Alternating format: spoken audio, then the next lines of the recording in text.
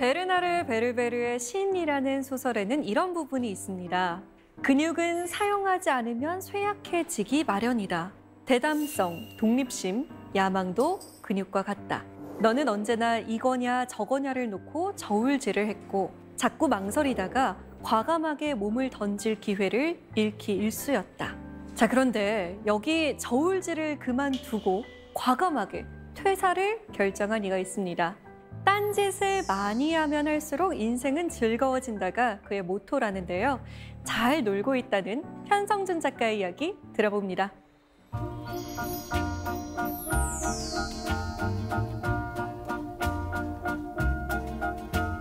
There's a summer place where it may rain or storm, yet I'm safe and warm, for within that summer place. 네, 안녕하세요. 안녕하세요. 네, 반갑습니다. 20년 넘게 카피라이터 생활을 하셨는데요. 어떻게 회사를 그만두고 노는 삶을 선택하셨을까요? 회사를 다니는 동안에는 정말 그 회사에서 시키는 일만 하게 되잖아요. 근데 그렇게 하다 보니까 자기 자신이 점점 없어지는 것 같고 나는 과연 회사만 다니다가 끝나는 인생이어야 되나? 그건 아니라고 생각을 했어요. 그래서 당장 돈을 벌어야 되긴 하지만 또 다른 방법이 있겠지. 근데 아무리 그걸 회사를 다니면서 생각해도 생각이 안 나더라고요. 네. 그래서 일단 회사를 그만두고 생각하자 해서 용기를 내서 회사를 그만뒀습니다. 정말 용기 있으셨네요. 그런데 노는 삶이라고 하셨잖아요. 근데 이제 쉬는 것과 노는 것의 차이는 뭔지 좀 궁금해요. 쉰다는 것은 그 회복하기 위해서 힘이 빠져가지고 아무것도 안 하는 게 쉬는 거라고 한다면은 네. 논다는 건 그게 아니라 자기가 하고 싶은 게 뭔지 찾아서 열심히 해보는 거죠. 그래서 거기서 즐거움을 찾기 때문에 논다고 얘기를 하는 겁니다. 근데 막상 논다, 쉰다가 섞여 있어서 사람들은 마치 일을 안 하면은 그냥 논다 하면 굉장히 안 좋은 쪽으로만 생각을 하는데 네. 저는 놀지만 굉장히 바쁘게 살고 있습니다. 오늘 제대로 놀 수 있는 삶에 대해서 알려주실 것 같은데요. 강연 잘 부탁드립니다. 네.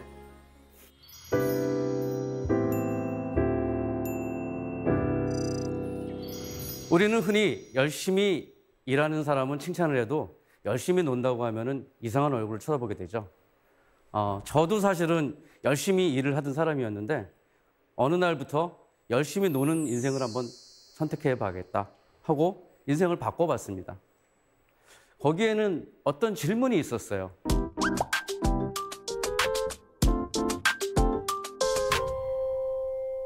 아마 제가 이렇게 얘기하면은 잘 노는데 무슨 방법이 있어요? 라고 얘기를 할 겁니다.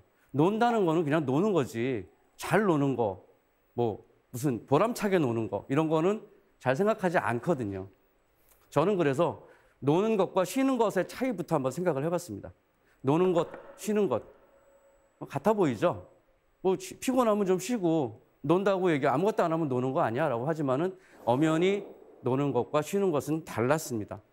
저는 코로나19가 이렇게 세상을 바꿔놓게 될 줄은 몰랐었어요. 아마 저뿐 아니라 모든 사람, 세상의 모든 아무리 똑똑하고 미래를 예측하는 학자들도 세상이 이렇게 하루아침에 바뀌고 마스크를 하지 않으면 밖으로 한 발자국도 나갈 수 없는 이런 시간이 올 거라고는 생각하지 못했을 겁니다.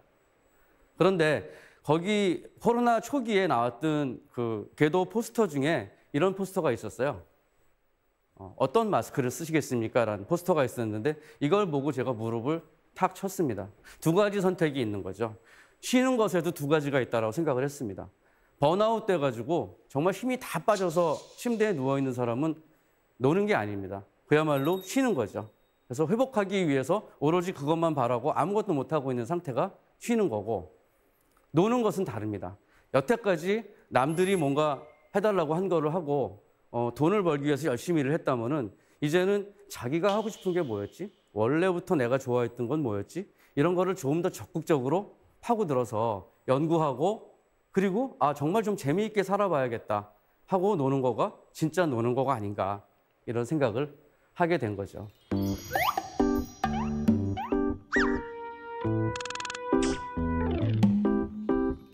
뭐 노는 거 좋은 거 누가 몰라? 근데 저 사람들은 놀고 있다네. 그것도 자기 혼자 노는 게 아니라 부부가 같이 놀고 있대. 야, 쟤네들한테 무슨 뭐 비결이 있나? 로또 맞았나? 뭐 돈을 많이 모아놨나 보다. 처음에 그런 생각부터 하게 되겠죠. 근데 저는 사실은 저희가 어떻게 돈을 벌어가지고 안 굶어 죽나 보다는 어떻게 놀고 있나에 대해서 더 이야기를 많이 드리고 싶었어요. 근데 사람들이 얘기합니다. 일하기도 바쁜데, 그리고 돌아와서 밥 먹고 자기도 바쁜데 언제 놀아? 라고 이야기를 하죠. 자, 그럼 언제 놀까요? 우리는 놀 시간이 없다고 늘 얘기하는데 언제 놀 수 있을까? 따로 놀 수 있는 시간이 따로 나는 거는 아닙니다. 그러나 인간은 일만 하는 인간, 생각만 하는 인간이 아니라 놀 때보다 인간적이어야 된다고, 인간적으로 변한다고 얘기한 사람이 있었어요. 덴마크의 역사학자 하이징어는 무려 70년 전에 노는 인간이라는 규정을 했습니다. 인간은 호모 사피엔스가 아니라 호모 루덴스다. 인간은 놀 때 정말 인간다워진다라는 이야기를 했습니다.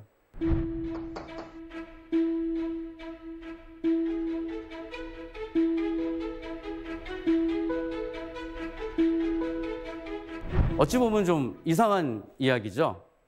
열심히 일하고 그다음에 어떤 의미를 만들어내고 그거로 사회에 봉사를 하고 뜻 있는 일을 하고 이런 것이 인간의 본질이라고 생각을 하고 나아갈 길이라 생각을 했는데 그게 아니라 인간은 놀수록 인간의 본질에 가까워진다. 이게 무슨 이야기지? 라고 생각을 할 수 있습니다. 그런데 가만히 생각해 보면 맞는 거죠. 우리나라에 있는 심리학자 노명우 교수도 이런 책을 썼습니다. 호모 루덴스, 놀이하는 인간을 꿈꾸다. 이런 이야기를 했는데요. 우리가 흔히 놀이하면은 생각나는 게 뭔가요? 놀이공원이죠. 우리는 놀이공원에 가서 정말 즐겁게 놀 때 그때야말로 놀이를 제대로 즐겼다고 생각을 하죠. 그러나 노명우 교수가 하는 얘기에는 놀이공원에도 우리 모르게 일하는 분들이 계시다는 겁니다. 그분들에게는 놀이공원 자체가 놀이가 아니고 삶의 현장이겠죠. 노동의 현장이고.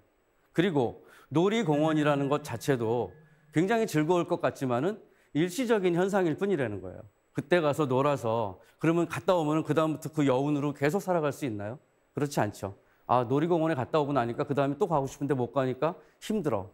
파티 증후군이라는 말도 있습니다. 파티를 할 땐 굉장히 즐겁지만 파티가 끝나고 사람들은 다 돌아가고 설거지 해야 되고 이럴 때는 마음이 너무 쓸쓸해지고 오히려 더 공허해진다. 이게 파티 증후군인데 놀이도 마찬가지입니다. 생활 속에서 자기가 그 놀이를 장악하지 않으면은 놀이에 휩쓸리게 되겠죠.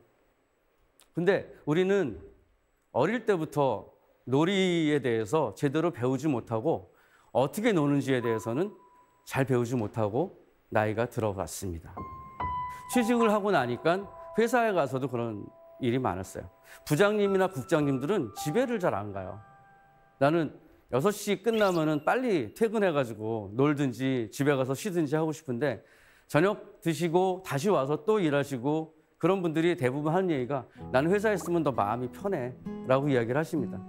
근데 그런 분들 보면 좀 마음이 짠했었어요. 집에 가서도 결코 편하게 쉬거나 놀지 못하는 분들이구나. 그러니까 회사에서 자기 위치에서 안심하고 그렇게 지내는 게 더 생활화되어 있는 분들이구나 이런 생각을 했습니다. 그래서 노는 방법을 모르니까 노는 게 두려워서 그런 게 아닌가.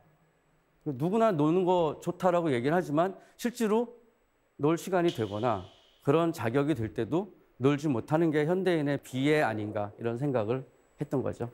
그래서 저희는 어떻게 하면 좀 놀 수 없을까 이런 생각을 하고 살았는데 하루는 동네 맥주집에서 둘이 아내하고 맥주 한잔 하면서 그런 얘기를 했습니다. 야, 우리가 정말 회사를 그만두고 놀면은 굶어 죽을까? 제가 좀 늦게 결혼해가지고 아이도 없었거든요.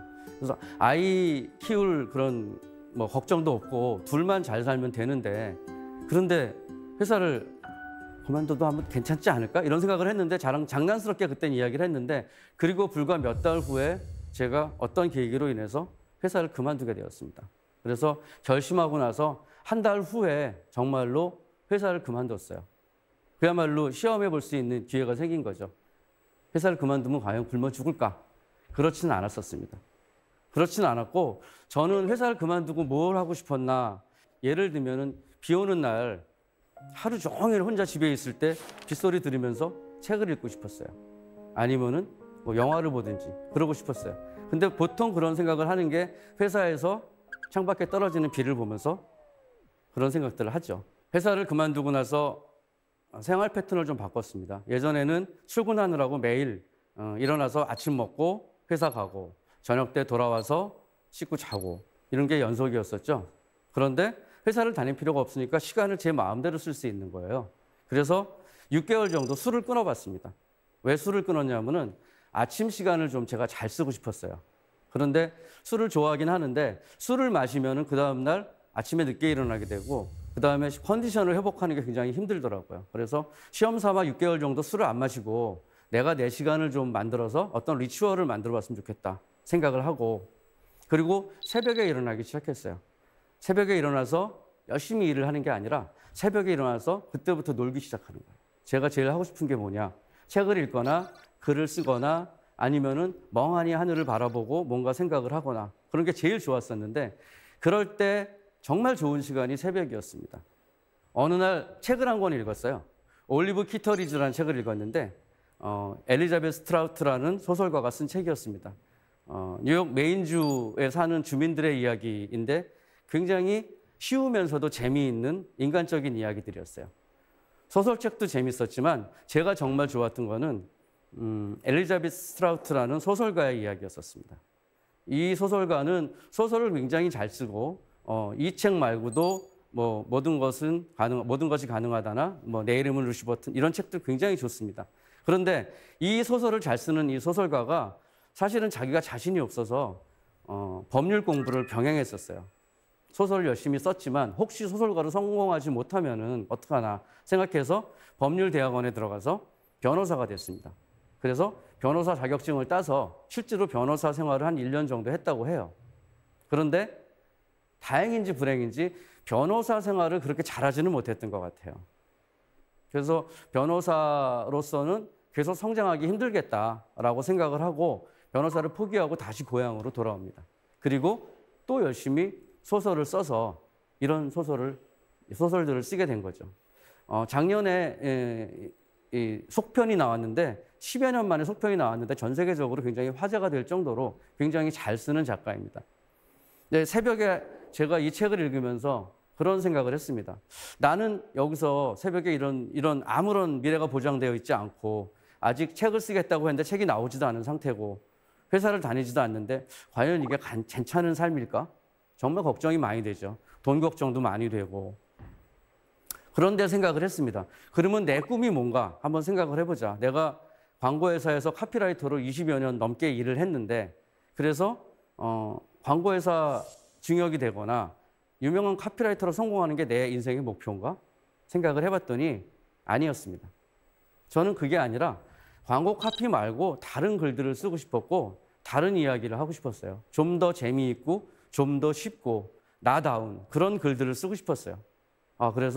그런데 내가 만약에 광고회사를 계속해서 다니고 승승장구해서 좋은 광고인이 되었으면은 저한테는 좋은 일이었을지 모르나 어찌 보면은 그렇게 하면 제가 쓰고 싶은 그런 책들이나 글들이나 이런 건 나오지 않을 수도 있겠다 이런 생각을 하니까 차라리 잘 됐다라는 생각을 했습니다. 어쩌면은 하나를 잃으면은 하나를 얻는다라고 얘기한 거가 진리가 아닌가. 그래서 한쪽 문이 닫히면은 한쪽 문이 반드시 열린다라는 이야기를 저는 믿고 살았었거든요.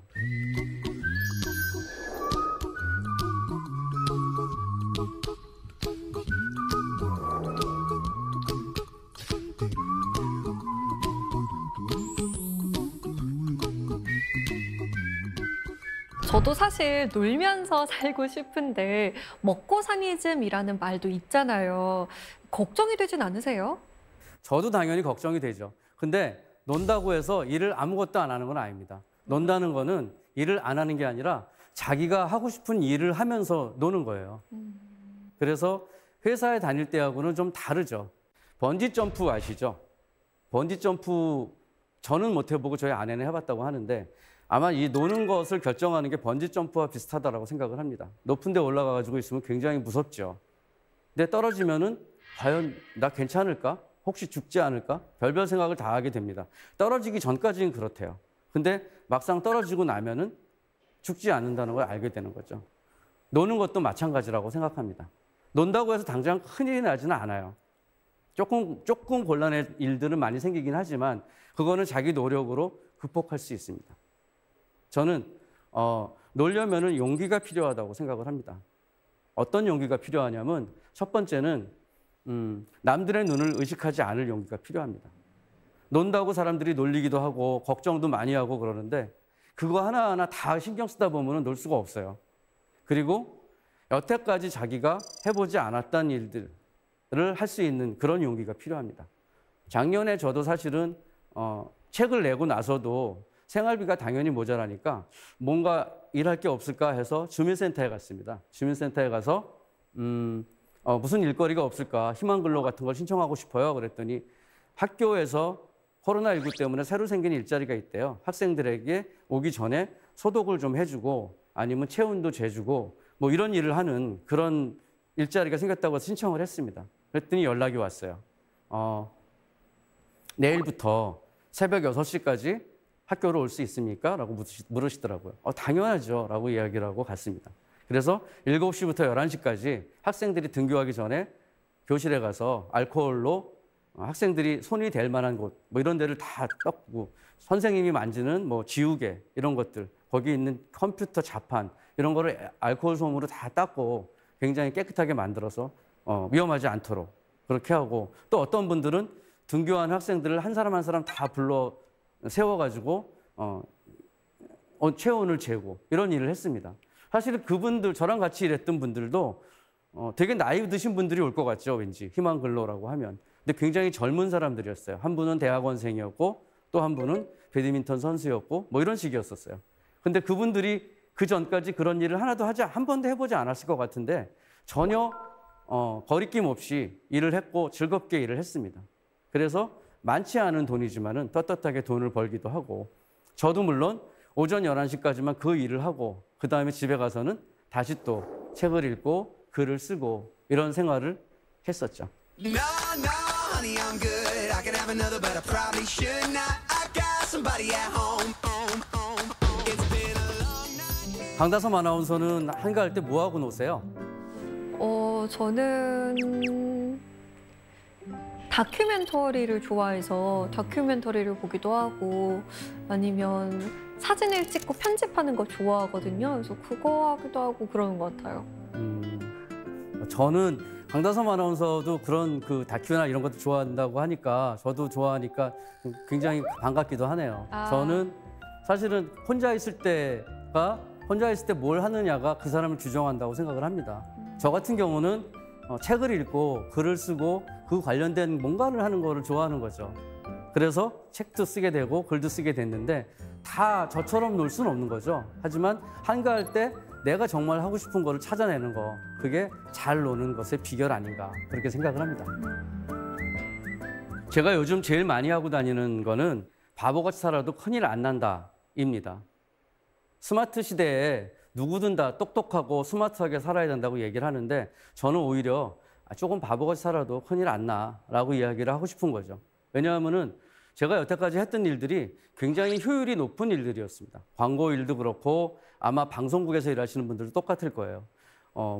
항상 최대치의 어떤 그 효율을 뽑아내야 되고 예를 들면 녹음실에 가서 제가 요 카피는 조금 이렇게 작은 목소리로 하거나 잘 안 들리게 녹음을 했으면 좋겠어요 라고 이야기를 하면은 미쳤어요? 라고 이야기를 할 겁니다. 아마 똑똑하게 발음돼야 되고 최대치로 녹음이 돼야지 왜 잘 안 들리게 녹음을 해? 있을 수 없는 일이야. 근데 여태까지 제가 속해 있던 세상은 항상 그런 식이었죠. 분명하고 똑똑하고 열심히 해가지고 목표를 달성하고 그런 것들이었는데 그렇게 빡빡하게만 사는 게 과연 좋은 일인가? 잘 사는 건가? 생각을 해봤는데 또한 제가 굉장히 실수를 많이 하고 빈 구석이 많은 사람이거든요. 그래서 실수담이 굉장히 많습니다. 그런데 실수한다고 제가 큰일 나거나 아니면 뭐 세상이 무너지거나 이런 일은 없었던 것 같아요. 그래서 바보같이 살아도 큰일 안 난다라는 이야기를 많이 하고 또 한 가지 얘기하는 거는 쓸데없는 짓을 하는 걸 굉장히 좋아합니다. 쓸데없는 걸 많이 할수록 인생은 즐거워진다. 이런 생각을 많이 하는데 쓸데없는 일이라는 게 대부분 다 돈과 연결이 안 되는 일들이에요. 그래서 제가 했던 여러 가지 쓸데없는 일들을 한번 말씀드려 보려고 합니다. 맨 처음 했던 거는 월조회라는 걸 만들었었던 거예요. 제가 이 월조회는 뭐냐면 월요일 날 아침에 조조 영화를 보는 사람들의 모임입니다. 첫 직장을 그만두고 직장이 마음에 안 들어서 다른 광고회사로 들어가려고 잠깐 놀고 있을 때였는데 그때 돈도 별로 없고 저랑 같이 놀아줄 사람도 없고 어떻게 하면 좀 다르게 놀 수 있을까 생각했던 게 월요일 날 아침에 조조를 보러 가자. 조조 영화를 개봉관에. 그래서 만들었죠. 월조회. 물론 회원은 저 하나였습니다.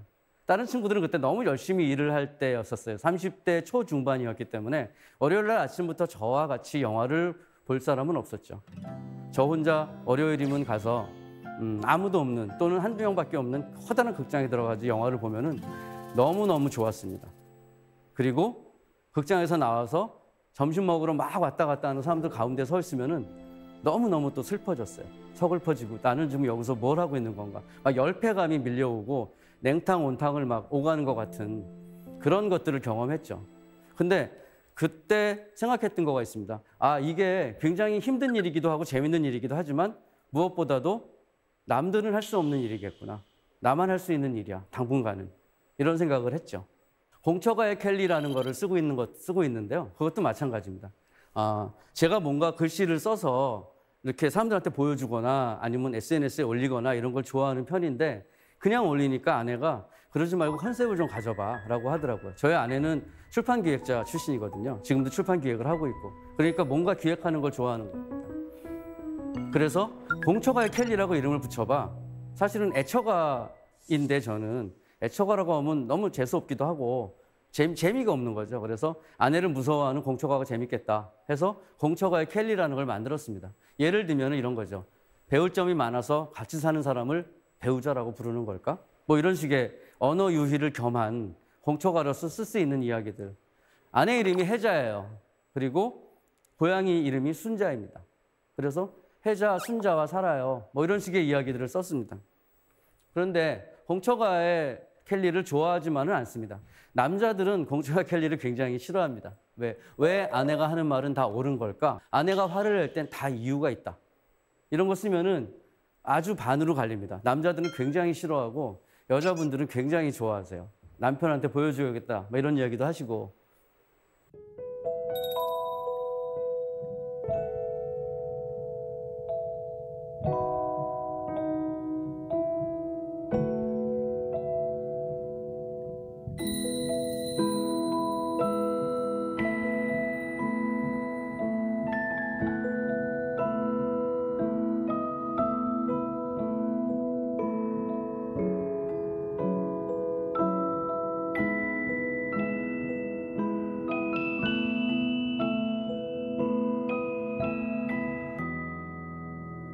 자주 쓰다 보니까 그냥 아내 얘기만 쓰는 게 아니라 다른 이야기도 쓰게 되는 거예요. 이거는 제가 회사 다닐 때 만들어 본 명함이었어요. 명함에 뭐라고 썼냐면 광고회사에 다녔지만 지금은 아무 데도 안 다니는 현성준.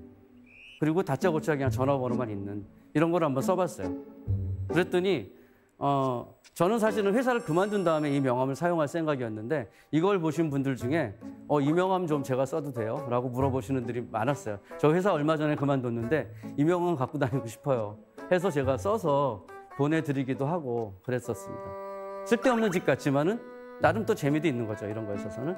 그리고 글을 쓰려고 제주도에 한번 내려갔던 적이 있어요. 저 혼자 제주도에 가서 한 달간 있을 수 있는 그런 기회가 생겼습니다. 그래서 제주도에 남의 집에 가서 있었는데 텅 빈 집에서 있다가 하루는 스카치 테이프를 찾으려고 서랍을 열었더니 거기서 빨간 매직이 나오는 거예요. 그래서 매직이 나왔어. 근데 그냥 매직이지 뭐 하고 넘길 수도 있는데 아니야, 이게 매직이지만 영어로 하면은 매직이고 우리말로 하면은 마술이잖아. 마술 같은 일이 일어날 수도 있겠네 라고 생각을 해서 매직을 옆에 놓고 그 매직으로 이렇게 한번 써봤습니다. 집에서 매직을 찾았어. 어느 집에서든 마술 같은 일들이 일어날 수 있다는 증거 아닐까?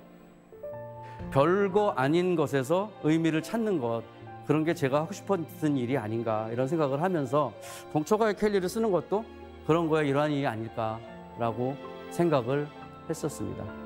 그리고 봉처가의 켈리 말고도 정말 쓸데없는 일을 많이 했는데 그 중에 하나가 독하다 토요일이라는 독서 모임을 만든 거였습니다.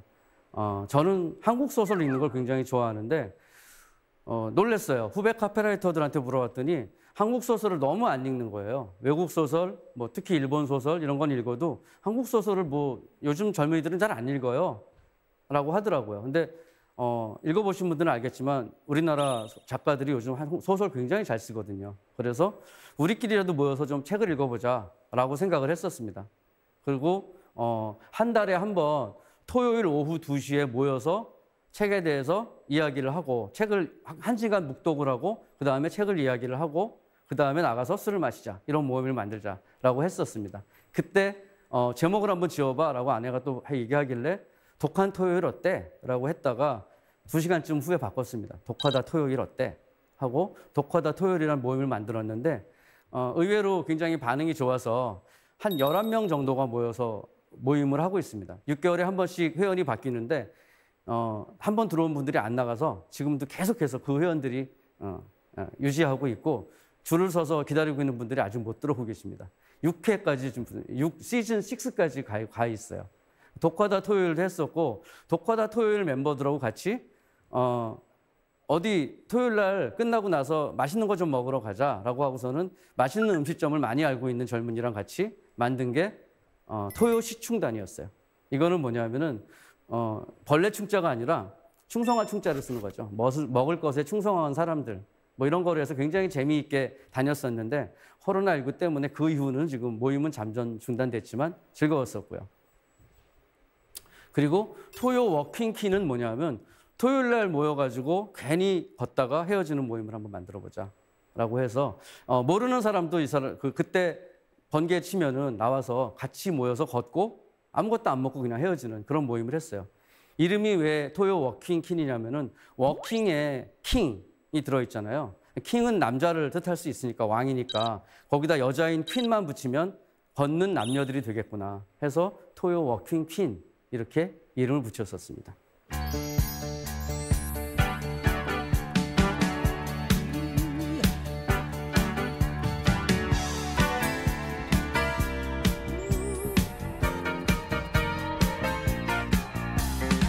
Got a call from an old friend. We used to be real close. Said he couldn't go on. 그리고 제가 글쓰기에 관련된 생각들을 많이 하고 글쓰기에 관심이 많다 보니까 아무 때나 글쓰기에 관한 생각들이 떠오르면 그걸 메모를 했다가 그걸 칼럼으로 만들어서 연재를 합니다. 그래서 글쓰기의 어떤 실 팁들을 주는 건데 제목을 How to Write 이런 식으로 해서 또 하나의 섹션을 만들어가지고 그런 글쓰기도 하고 어찌 보면 글쓰기를 좋아하니까 뭐 그냥 그런 걸 쓰는 거 아니야 라고 할 수 있지만은 저는 이게 하나하나가 다 노는 방법이라고 생각을 합니다. 그러니까 제가 정말 하고 싶었던 것들이 뭐였지? 근데 이런 걸 하니까 굉장히 즐겁고 재밌네.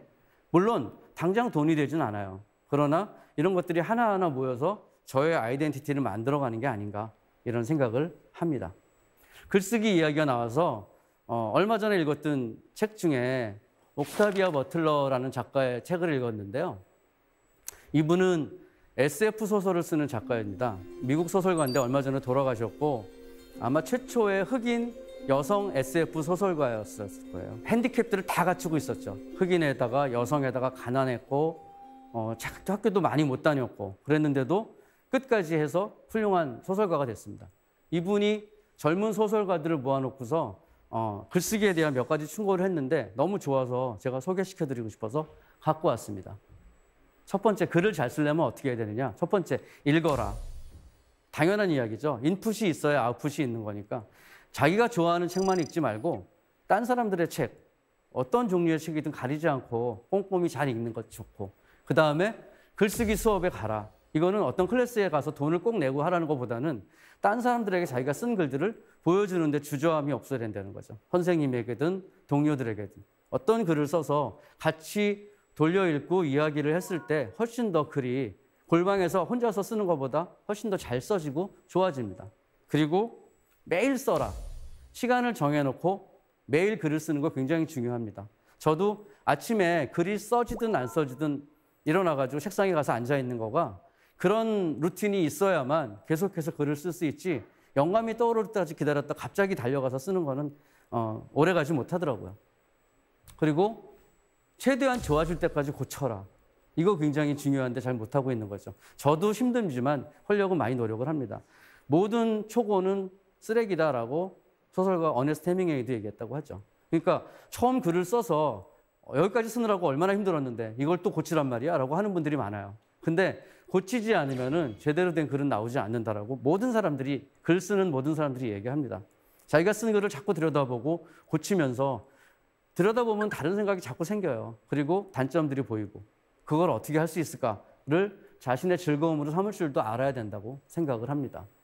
그리고 출간을 위해서 작품을 보내라, 거절당하면 다시 보내라, 이런 이야기인데 이거는 작가가 되는 분들을 위해서 쓰는 말이고 작가가 되지 않는 분들도 마찬가지예요.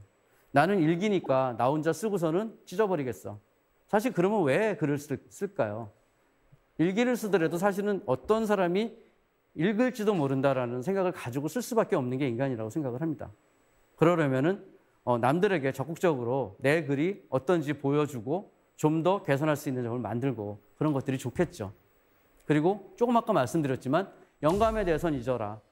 갑자기 어떤 신이 나타나가지고 나에게 영감을 줄 거다. 그렇진 않습니다. 매일매일 쓰는 게 중요하다는 거고. 상상력에 대해서는 걱정하지 말아라. 떠오르는 아이디어를 갖고 놀아라 하는 거죠. 내가 그런 아이디어를 낼 수 있을까? 봉준호 감독 같은 사람은 뭐 어렸을 때 들었던 한강에 괴물이 나타났다는 이야기를 그냥 스쳐 지나가도 들었는데 그거를 놓치지 않고서 괴물이 나오는 영화를 만들면 어떨까라고 했던 거죠. 근데 거기서 그냥 괴물 짠 나오고 말면은 재미가 없으니까 괴물이 나오게 된 배경을 생각하다 보니까 미군 부대에서 나쁜 물을 강물에 오염시켰고 뭐 이런 식의 사회적인 메시지까지 거기다 실을 수 있겠다. 이런 생각을 하는 거죠. 사기꾼으로 똘똘 뭉친 집안을 하나 생각해 볼까? 재밌겠네? 라고 했는데 그것만 나오면 재미가 없으니까 가짜로 거짓말해서 들어간 집에 지하실에 또 다른 사람이 살고 있었어. 뭐 이런 식으로 상상력의 나래를 펼쳐나가는 거죠. 이거는 봉준호 감독만 할 수 있는 게 아니죠. 우리들도 조금 더 생각을 하면 되는데 그런 생각을 중간에 멈춰버려서 대부분 못하는 게 아닐까. 그리고 마지막으로 물고 늘어져라. 절대로 포기하지 말고 어떤 생각을 갖고 있으면은 이 정도면 됐어 라고 생각하지 말고 만족할 때까지 끝까지 생각하는 게 중요하다는 거죠. 그래서 우리 모두는 스스로 허용하는 것보다 훨씬 높은 곳까지 올라갈 수 있다라고 이야기를 합니다. 에이, 내가 어떻게 그런 생각을 할 수 있겠어 라는 거가 생각을 막는 가장 큰 적이라는 거죠.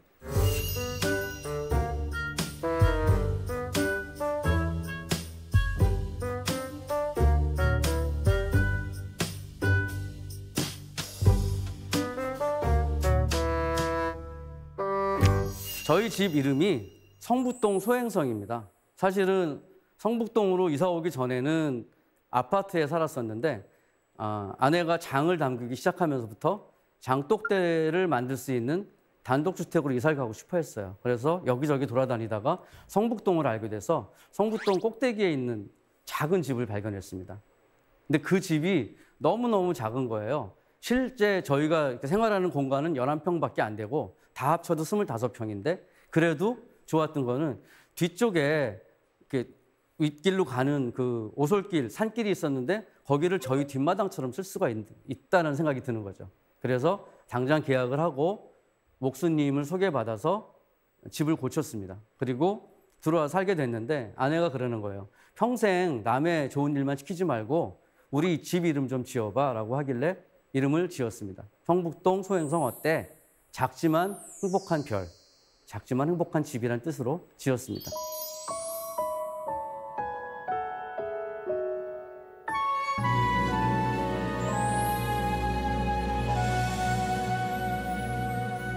한옥에서 살면서 또 여러 가지 벌어지는 일들, 성북동 소행성 일기 이런 거를 또 연재를 해보기도 하고 실제로 그 한옥을 고치는 동안엔 제가 한옥 고치는 과정을 늘 써가지고 연재를 했었거든요.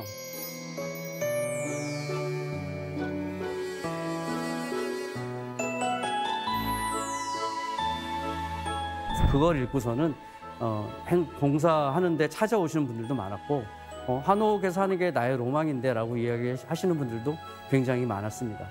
저희는 지금도 성북동 소행성이라는 한옥에서 잘 살고 있습니다. 거기서 저희는 그냥 잠만 자고 먹기만 하는 게 아니라 사람들과의 어떤 커뮤니케이션 장소로도 쓰고, 코로나19 때문에 많은 사람이 모이지도 못하지만 거기서 글쓰기 수업도 하고 요리 수업도 하고 뭐 그런 식으로 해서 현대와 과거가 같이 오가는 공간으로 만들어서 쓰고 있습니다.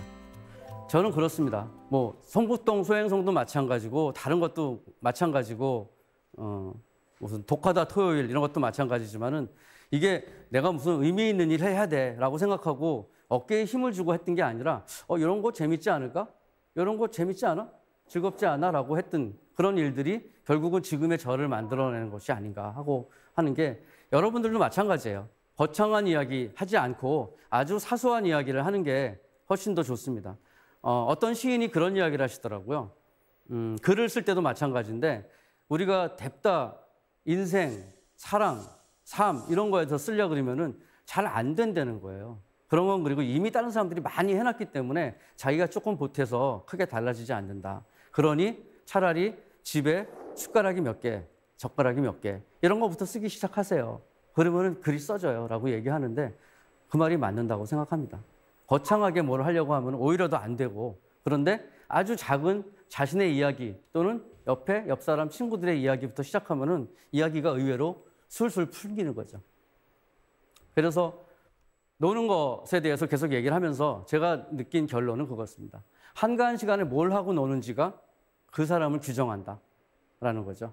어떤 사람은 한가하면은 뭘 해야 되지? 불안해가지고 자꾸만 일거리를 찾습니다.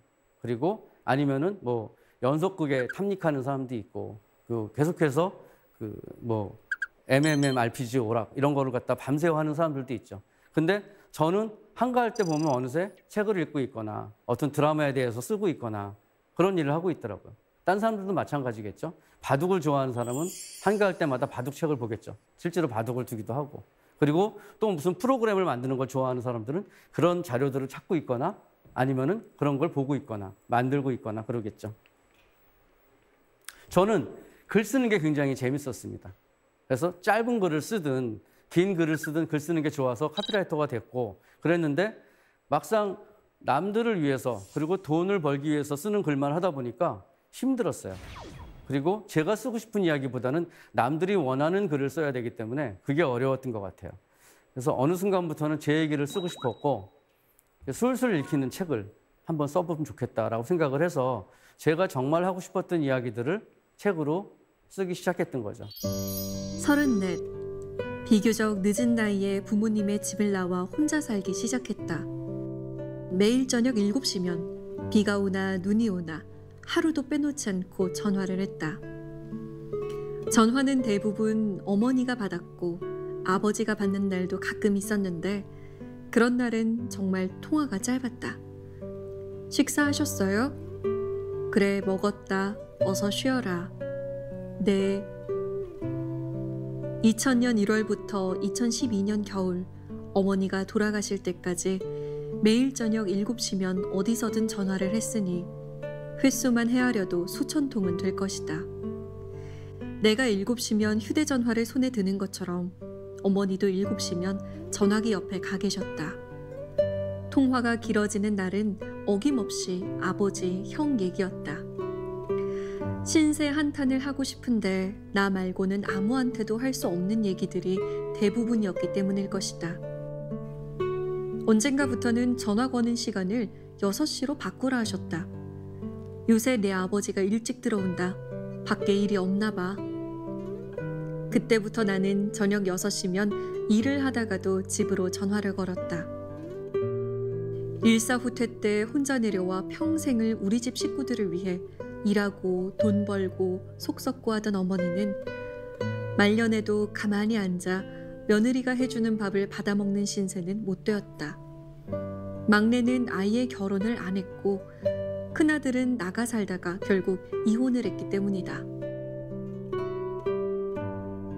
내가 마음을 고쳐먹고 뒤늦게 결혼하겠다고 지금의 아내를 데려갔을 때 좋아하시던 어머니의 모습을 잊을 수가 없다. 우리 결혼식을 앞두고 너무나 급하게 돌아가신 어머니. 어제 술을 많이 마셔서 그런가 오늘 비가 오는 날이라 그런가. 어머니 생각이 자꾸 난다.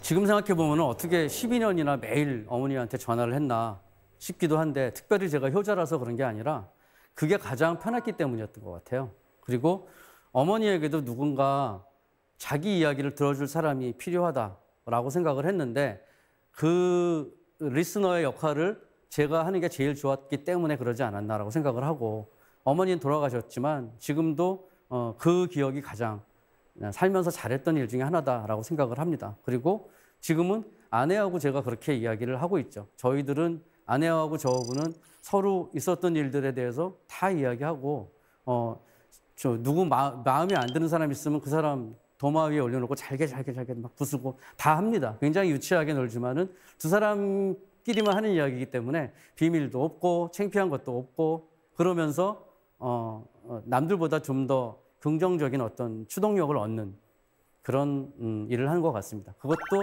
저희들의 노는 방법 중에 하나겠죠. 저는 그래서 여러분들께 말씀드리고 싶어요.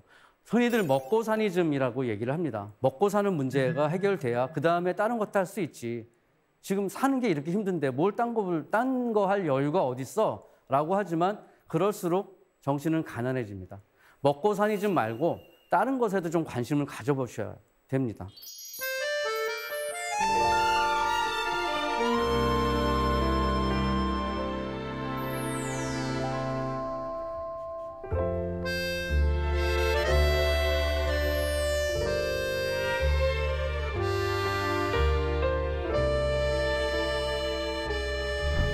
지금까지 제가 어떻게 노는지에 대해서 말씀을 드렸습니다. 생각해보니까 저는 글 쓰고 책 읽고 사람들과 새로운 이야기를 하고 이야기를 만들어내고 뭐 이름을 지어주고 집 이름도 짓고 뭐 모임 이름도 짓고 이런 것들을 하는 거 굉장히 좋아해서 그런 게 바로 노는 거다라고 생각을 했던 거예요. 그거는 저의 노는 방법이에요. 그리고 다른 사람들은 또 다르게 놀면 되겠죠. 누구는 사람들 만나는 걸 좋아하면 그쪽으로 어떤 노는 거를 개발을 하고 또 뭔가를 저처럼 쓰는 걸 좋아하는 사람들은 소설을 써도 되고 시나리오를 써도 되겠죠. 아니면은 프로그램을 만드는 걸 좋아하는 사람들은 그런 걸 만들어도 되고. 분명한 건 그거입니다. 일을 여태까지 열심히 했다면은 이제 일만큼 노는 것도 열심히 한번 해보시라는 거예요. 그래야 인생이 균형도 잡히고 훨씬 더 윤택해진다라고 생각을 합니다. 그래서 노는 것이 좋은 것이다라고 이야기를 여태까지 드렸지만은 저는 이렇게 놀고 있지만은 앞으로 또 어떻게 변할지 모르는 거죠. 또 재미있는 놀거리가 생기면은 그걸 가지고 열심히 놀다가 또 한번 소개해드리고 싶어서 이 자리에 나오게 될지도 모르겠네요. 아니면은 여러분들이 나는 이렇게 놀고 있어라고 이야기하는 거를 들으러 방청석으로 나올 수도 있겠습니다. 어떤 식이든 다시 뵙고 싶습니다. 고맙습니다.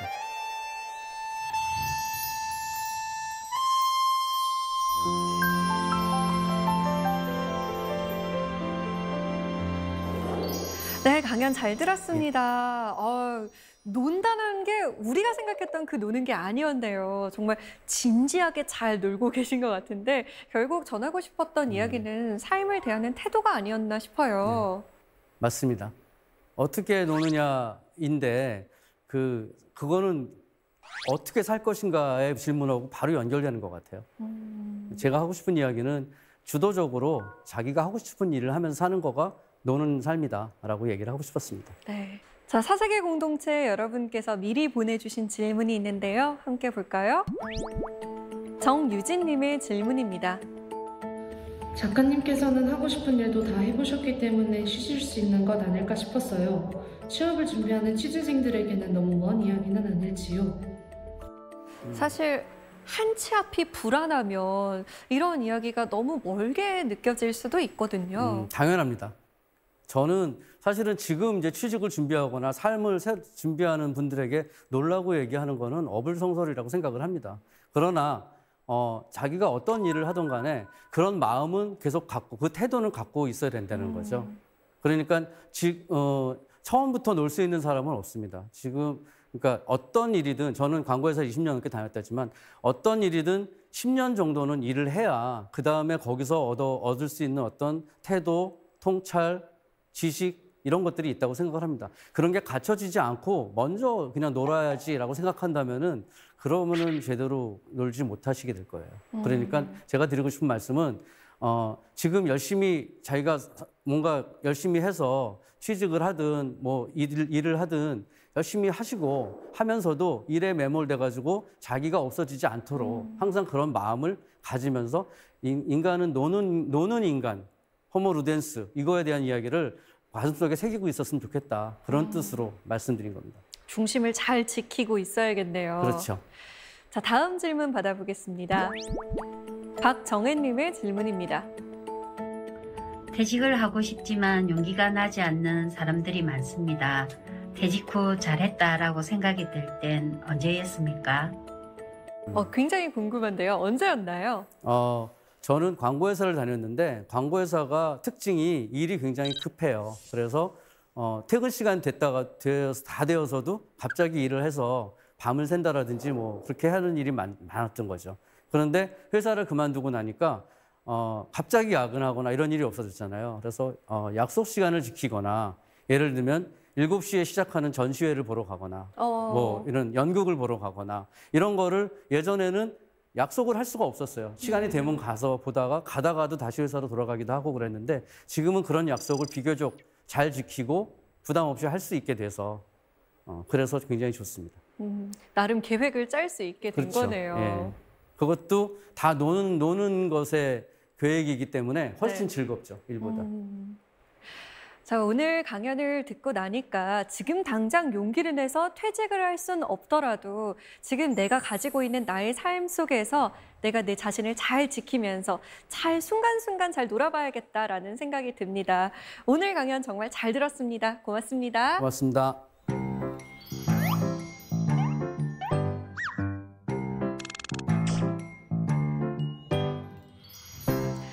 하버드를 졸업한 268명의 인생을 추적한 연구 결과가 발표된 적이 있습니다. 그중 30% 이상이 정신질환을 앓고 있다는 것이 매우 충격적이었는데요. 오히려 가장 평범해 보이는 사람이 안정적인 성공을 이뤘다는 것에 눈길이 갑니다. 연구팀은 그 결과를 토대로 행복하게 늙기 위해 필요한 요소들을 추려냈는데요. 우선 고통에 적응하는 성숙한 자세가 필요하고요. 교육이나 안정적인 결혼, 금주, 금연, 운동, 적당한 체중이 필요하다고 말했습니다. 그중 가장 중요한 변수는 47살 무렵까지 형성된 인간관계라고 하는데요. 인생의 행복이란 나와 우리가 만드는 인간관계에 달려있다는 것이 새삼 소중하게 느껴집니다. 사사계 공동체 스미다. 저희는 다음 시간에 다시 찾아오겠습니다. 고맙습니다.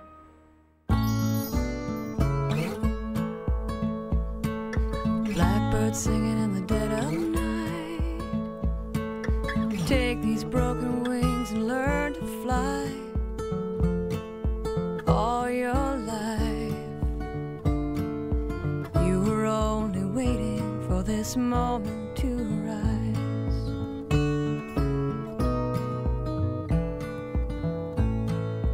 Blackbird singing in the dead of night. Take these sunken eyes and learn to see.